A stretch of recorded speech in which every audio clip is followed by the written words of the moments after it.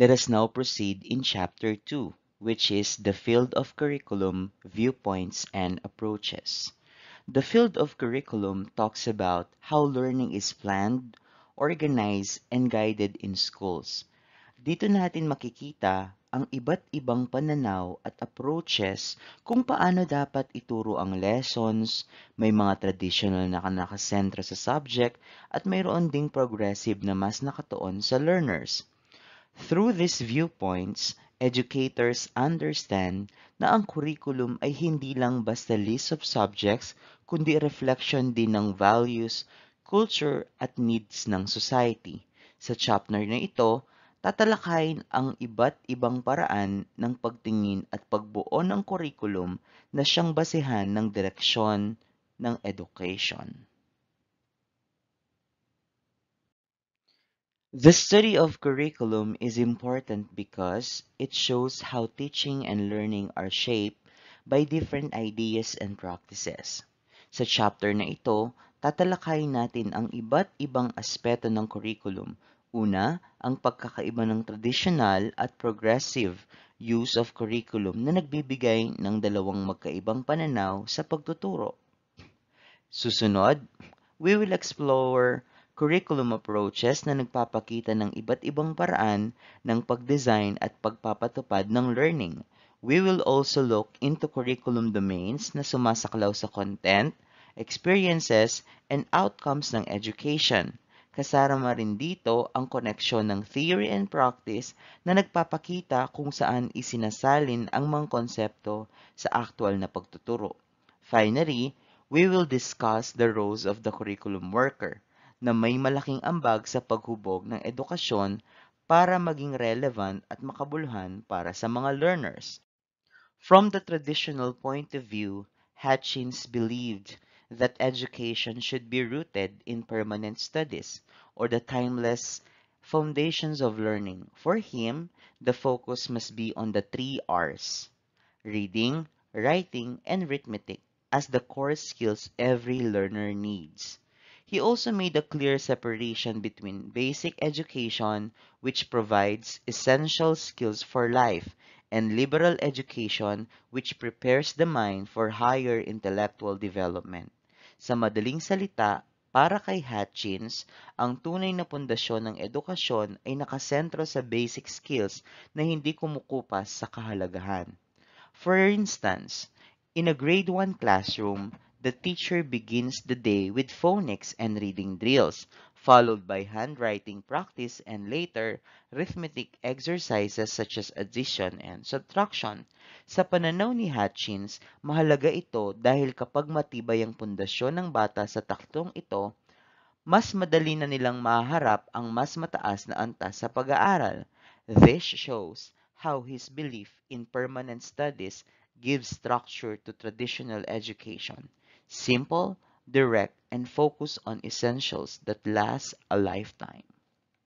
Robert M. Hutchins was an influential American educator and philosopher who served as the president of the University of Chicago and played a significant role in shaping educational philosophy in the 20th century. Arthur Bester was an influential educational philosopher and essentialist who advocated for a traditional and rigorous approach to education. According to Bestor, the primary mission of the school is intellectual training. Ibig sabihin, ang pangunahing layunin ng paaralan ay linangin ang kakayahan ng isipan ng mga bata para maging kritikal, malinaw, at malalim ang kanilang pag-iisip.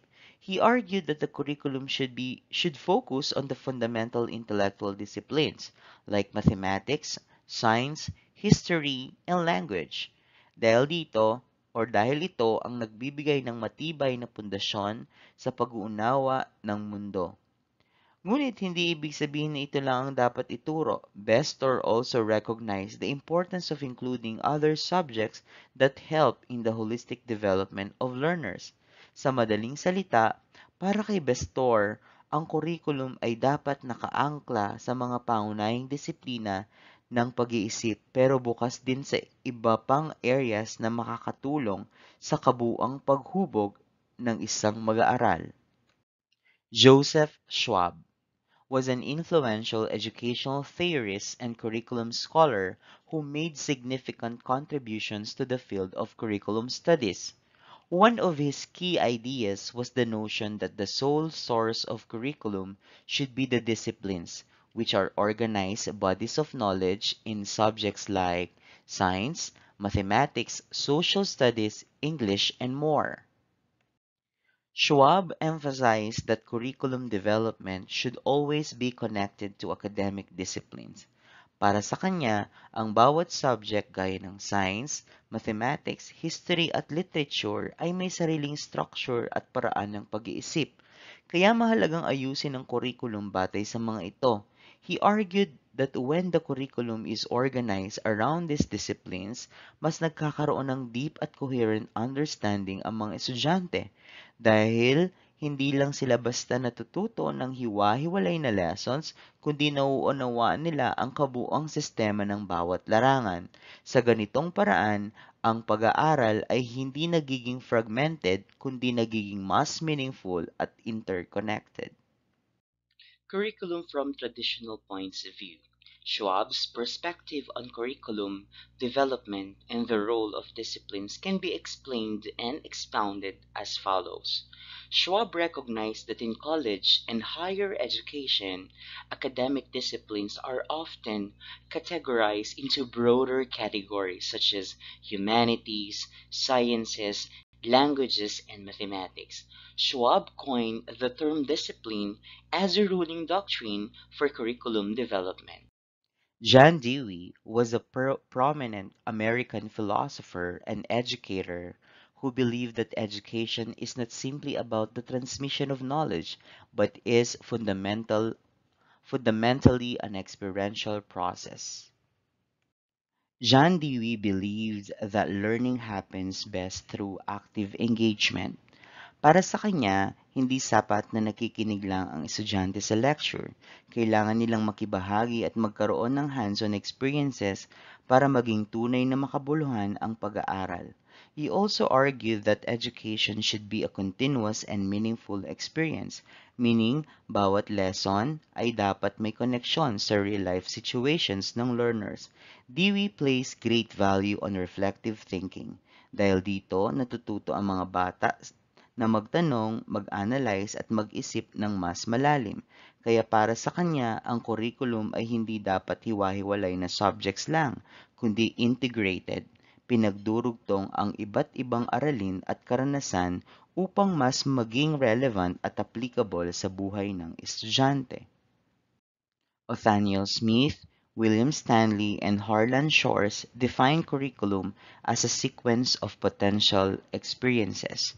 Ibig sabihin, ang curriculum ay hindi lang listahan ng subjects o topics, kundi sunod-sunod na karanasan na pwedeng maranasan ng mga estudyante habang sila ay natututo.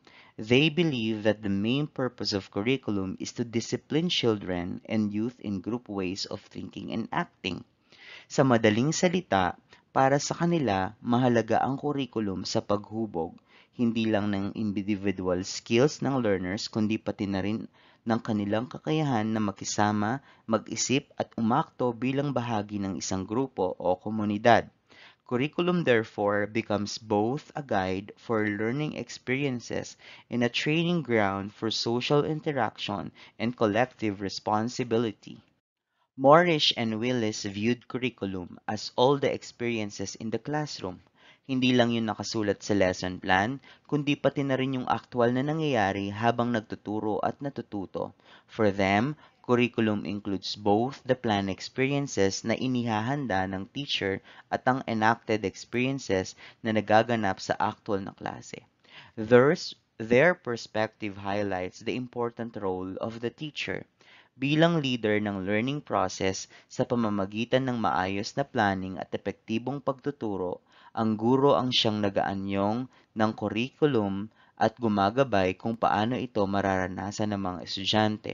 Kaya para hindi Kaya para kina Morris at Willis, ang curriculum ay hindi static document, kundi isang dynamic process na nakasalalay sa teacher's leadership and interaction with learners.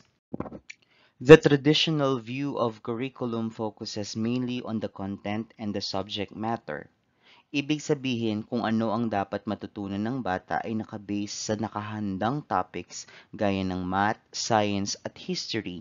Ang role ng teacher dito ay magturo ng knowledge at siguraduhin na naintindihan ng mga estudyante ang nakatakdang lesson.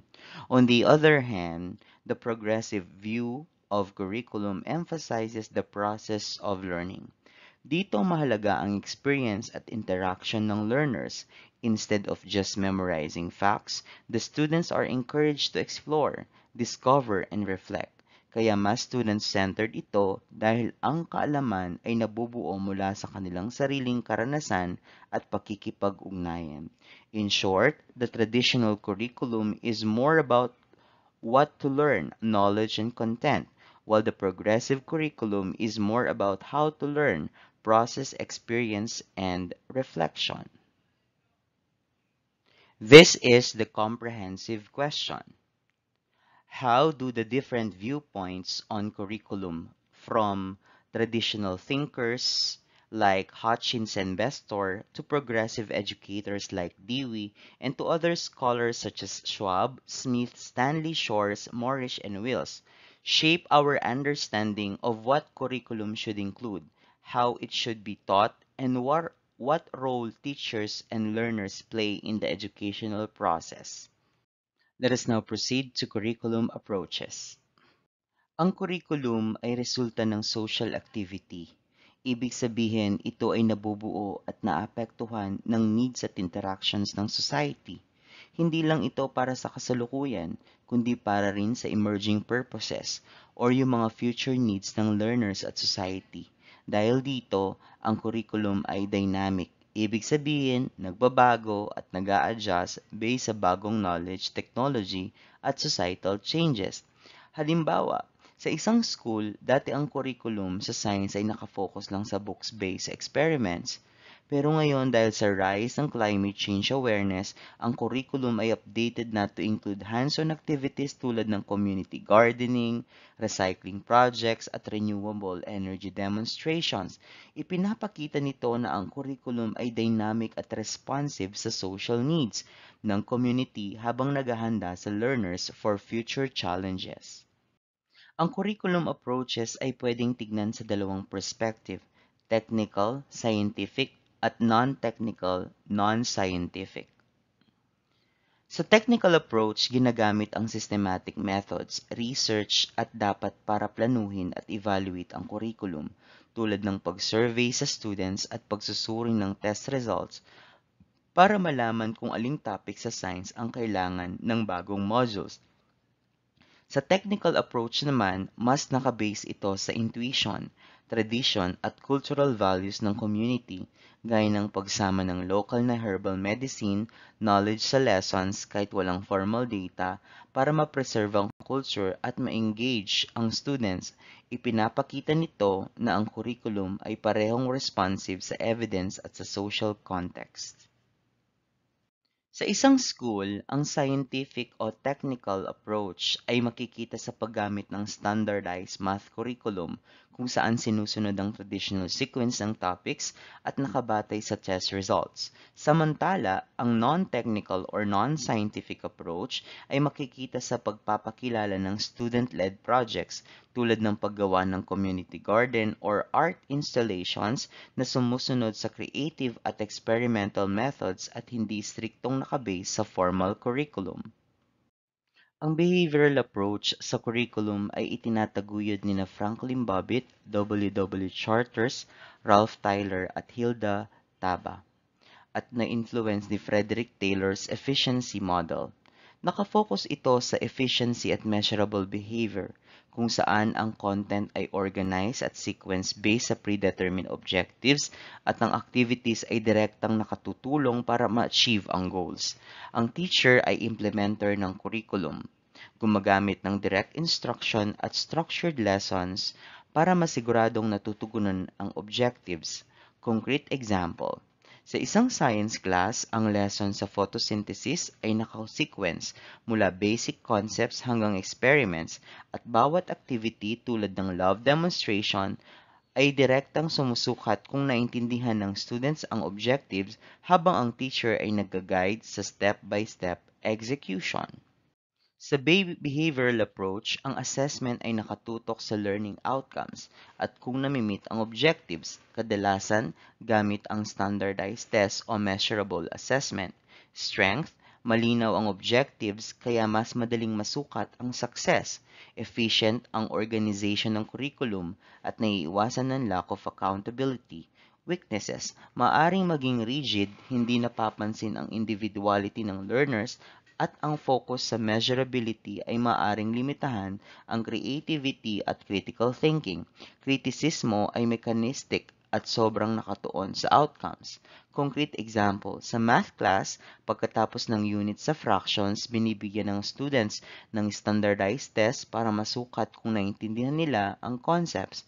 Habang efficient at madaling evaluate ang results, maaring hindi nasusukat ang creativity ng students sa paggamit ng fractions sa real-life situations.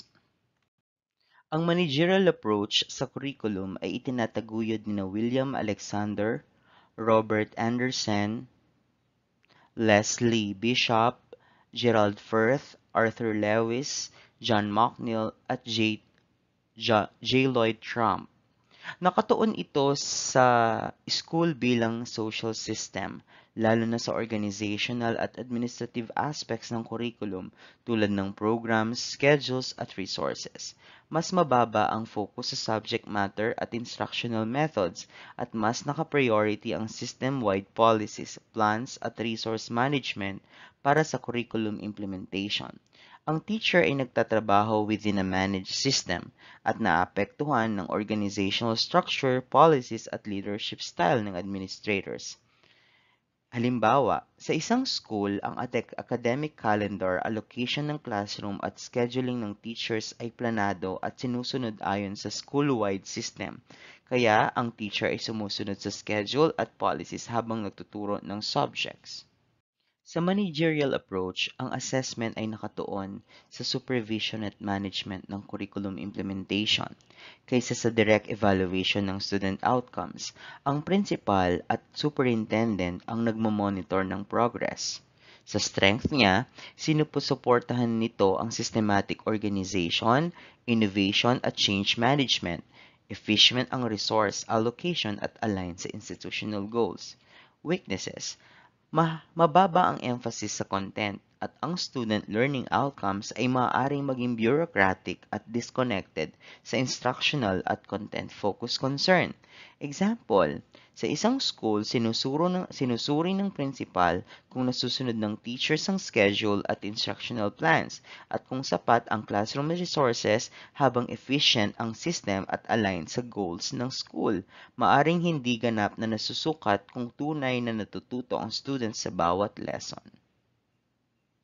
Ang systems approach sa curriculum ay itinataguyod ni George Beauchamp at na-influence ni ng Rand Corporation and Ed Deming's Total Quality Management or the TQM approach.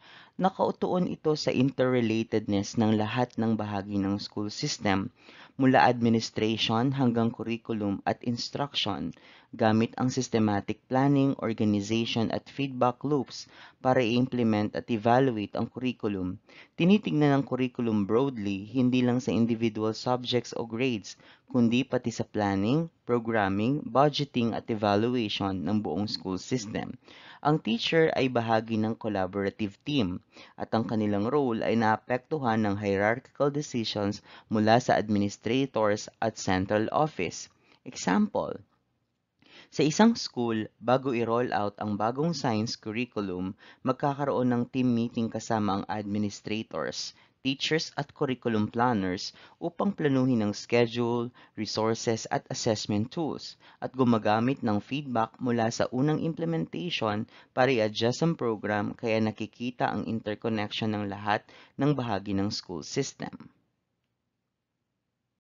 Let us now proceed with systems approach. Sa assessment, ay nakatuon sa system-wide evaluation at feedback. kasama ang continuous monitoring at adjustment based sa data at result alinsunod sa total quality management.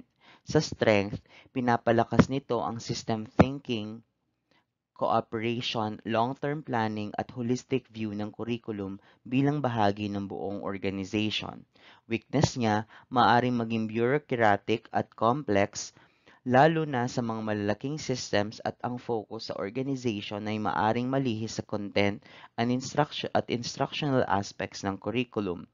Example, sa isang school district, sinusuri ng curriculum team and administrators ang implementation ng bagong English program sa lahat ng campuses gamit ang data mula sa student performance, teacher feedback at resource allocation.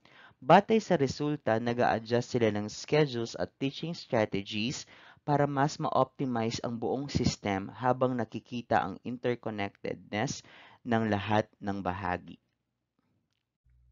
Let's now proceed with academic approach.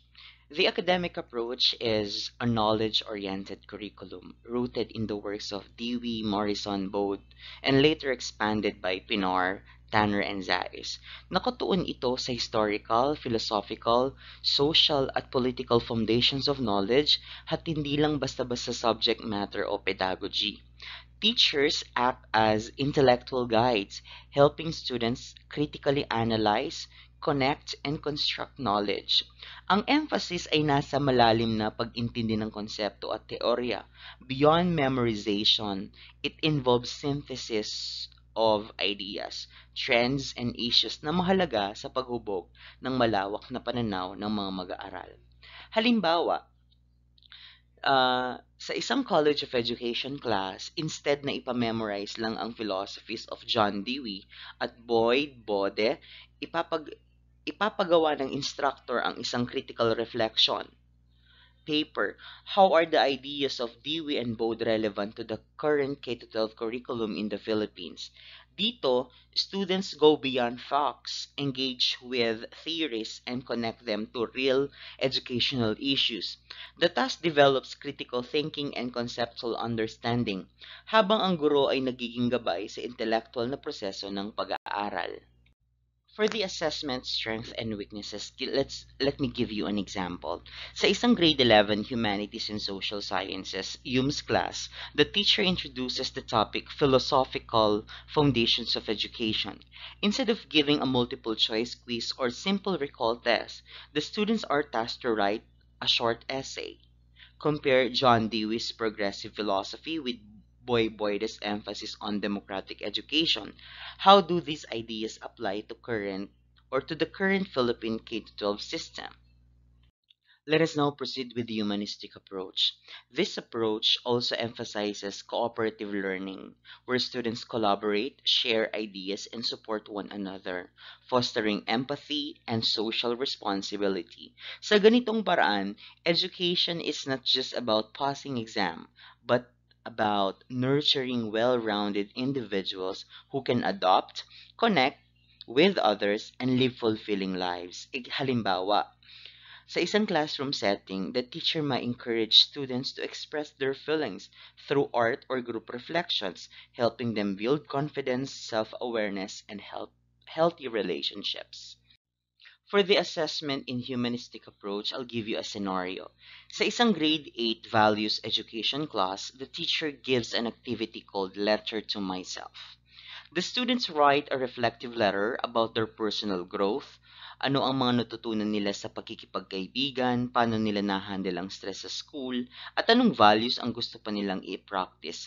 Walang numerical grade dito. Instead, the teacher provides narrative feedback and praises the students' honesty and effort. This way, assessment highlights self-awareness and emotional development rather than rote, memorization, or test scores. Let's now proceed with postmodern approach. This approach investigates issues of inequality, discrimination, diversity, and cooperation within curricula and schools.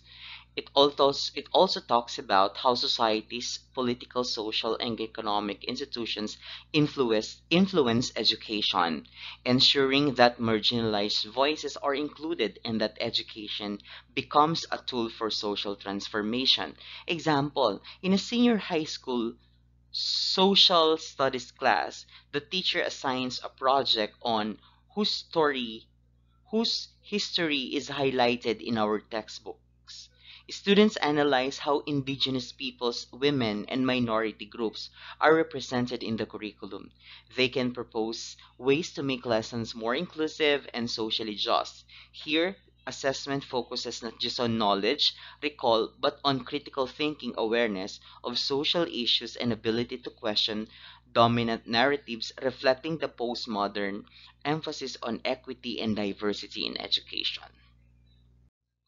Example of assessment in postmodern approach. In a grade 12 contemporary issues class, instead of a written exam, students are tasked to create a community awareness campaign about educational inequality faced by indigenous learners. They present posters, videos, and short talks to raise awareness among their peers.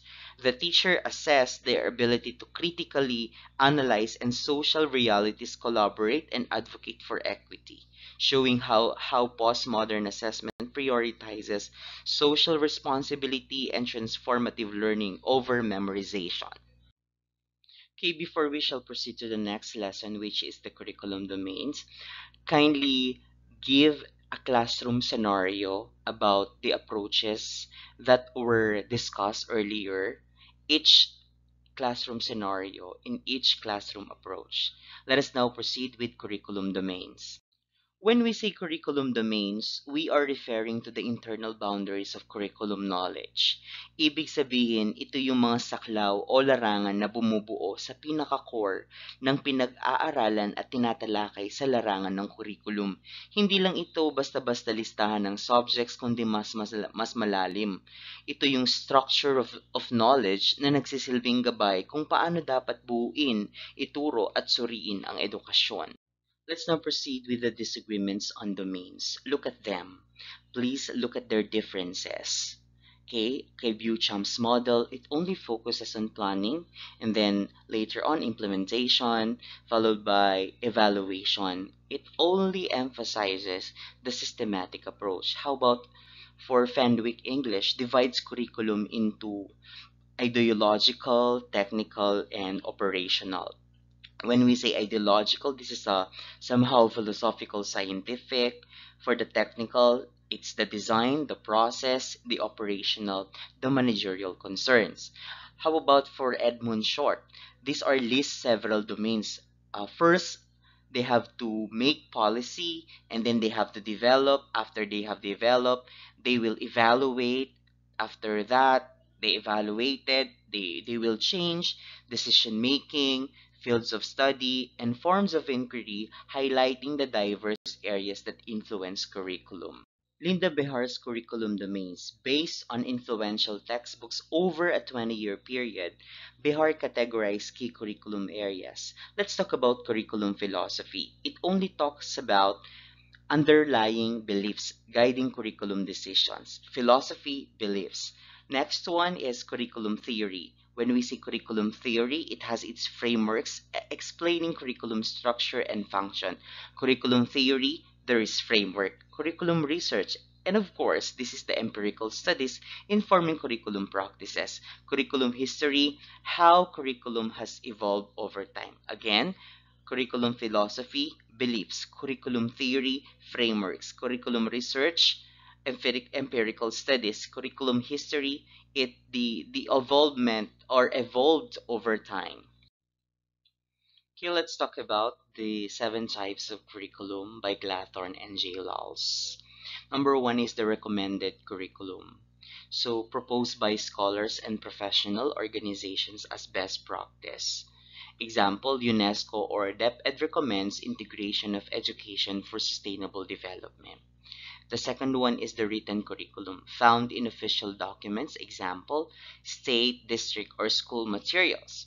Example, the DepEd curriculum guide for K-12 program.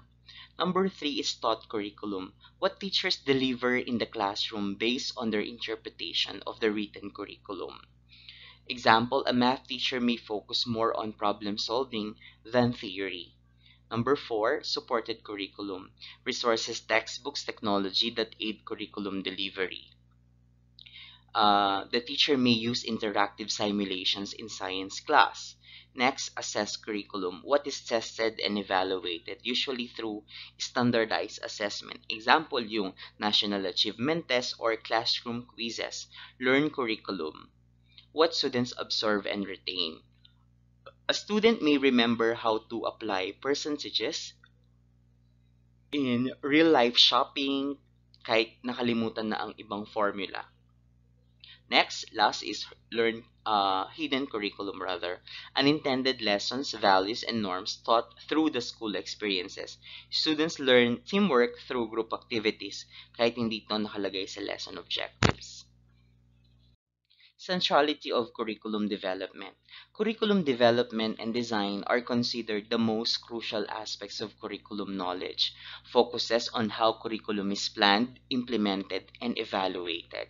Let's talk about the planned curriculum and unplanned curriculum. As I'm reading, represents the school's official goals and objectives, includes subjects students are expected to learn, course objectives, lesson plans, and assigned readings, typically developed by a curriculum committee at the school or district level. Look at the differences. Unplanned curriculum, or the informal, refers to the unintended or unstated lessons that students learn in school, includes social interactions, peer group influence, and behaviors learned beyond formal instruction. Okay, before we shall proceed with the theory and practice, let me ask you and kindly comment on the comment section in here in the YouTube. How do the seven types of curriculum, like recommended, written, taught, supported, assessed, learned, and hidden, work together to shape students' overall learning? Give classroom examples for at least three types. Let us now proceed with interdependence of theory and practice. An instructor in a grade 3 classroom is teaching cause and effect relationships in reading comprehension. Theory, the teacher or the instructor applies cognitive learning theory, which emphasizes that learners actively process information and connect ideas to build understanding. According to this theory, scaffolding and guided practice help students make sense of text structure like cause and effect. So practice, the teacher prepares a reading passage and uses explicit instruction, highlighting key signal words because therefore, as a result, asking guiding questions and providing graphic organizers. Result, because the practice is grounded in theory, the learners are able to grasp cause and effect more clearly. Later, when students successfully identify and explain cause and effect in a independently, this outcome confirms that the theory works effectively in practice. This shows that theory informs the teacher on how to teach. That's the cognitive learning theory, scaffolding, and active processing. While practice validates and strengthens the theory, students improve comprehension through applied methods. Many curriculum writers and even instructors struggle to translate abstract theories into concrete strategies. Textbooks often emphasize the what and why of theories. Example, constructivism, behaviorism, multiple intelligences, but not the how of actual classroom application. As a result, teachers sometimes view theory as a too ideal or detached from their real struggles, such as managing large classes, addressing diverse learning needs, or coping with limited sources. Let's talk about the role of theory. A curriculum committee adopts behaviorist theory as the foundation for designing a mathematics program. Positive use of theory, behaviorism provides a clear framework for structuring lessons into small steps using drills, practice, and reinforcement. It addresses the problem of learners needing mastery in computation. Limitation. Because the committee treats behaviorism almost as an ideology, they reject suggestions to integrate. Constructivist approaches, such as problem based learning or discovery activities, Teachers therefore feel constrained, forced to follow rigid, drill-based lessons even when students could benefit from real-world problem-solving. Outcome: the strict adherence to one theory limits creativity and responsiveness to students' needs. Instead of theory guiding flexible practice, it becomes a barrier to innovation. This shows that the role of theory should be about providing direction, not restriction. Theory must serve as a toolkit for addressing curriculum problems while allowing room for alternative perspectives and practical realities. Disconnect between theory and classroom practice. Curriculum theories often fail to translate into practical solutions for classroom settings. Practitioners often find value in how to approaches rather than theoretical discussions, leading to divide between theoreticians and practitioners. What is the role of reflective practitioner? Curriculum specialists should act as reflective practitioners. They should facilitate dialogue and collaboration between theoreticians and practitioners. The goal is to align theoretical knowledge with practical application, benefiting both groups in the process. Let us now proceed with the roles of the curriculum worker. These are the roles of the curriculum worker. Number one, develop technical methods and tools to carry out curriculum planning in the school, like this school district or state agency. Blend theory, building with practice. Obtain curriculum knowledge and apply it in the real world of classrooms and schools. Number three, agree on what is involved in curriculum development and design, including the relationships among the curriculum elements. Another is agree on and align the relationships among curriculum, standards, and other mandates, instruction and supervision, including their interdependencies. This is particularly essential when working with newer standards like the Common Core. Number five, be a change agent who considers schools within the context of society. Balance the demands and views of the local community with state and national goals and interests. Number six, create a mission or goal statement to provide direction and focus behavior within the organization. Next to that is be open to new curriculum trends and thoughts. Examine various proposals and suggest modifications. Do not fall victim to fads or pressure groups. 8. Confer with parental community and professional groups. Develop skills in human relations and in working with individuals and groups. 9. Encourage colleagues and other professionals to solve professional problems. Innovate, become familiar with and use new programs and ideas. Another is develop a program for continuous curriculum development, implementation, and evaluation. Balance different subject areas and grade levels and integrate them into the total curriculum. Pay close attention to scope and sequence by subject and grade level. Number 12, understand current research in teaching and learning, as well as new programs relevant to target students. Kindly summarize the whole chapter 2 by answering these questions in a brief way. Thank you.